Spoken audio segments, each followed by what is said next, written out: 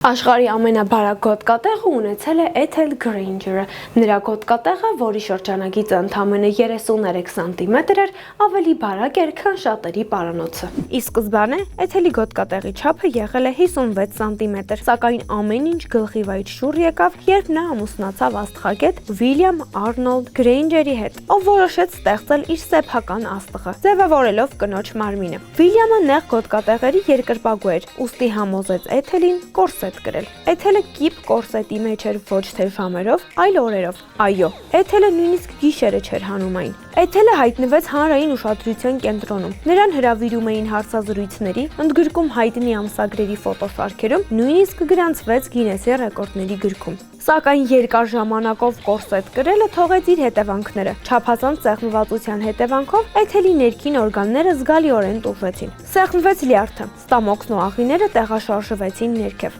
ինչն էլ պատճառ դարձավ ուժեղ ցավերի, հանգեցնելով մարսողական խնդիրների։ Անմասն չէր մնացել նաև կրծքավանդակը, խանգարվել էր շնչառությունը, ինչի հետևանքով նա հաճախ թույլ էր, ունենում էր գլխապոտույտ եւ երբեմն ուշագնացություններ։ Սակայն այս երևույթները խոչընդոտ չհանդիսացան, որ Ethel-ը հրաժարվի կորսետից։ Նա այն կրեց մինչև իր կյանքի վերջ։ Ինչ եք կարծում, արժե գեղեցկության համար զոհաբերել սեփական մարմինն ու առողջությունը։ Դուք մտածեք, իսկ մենք կհանդիպենք։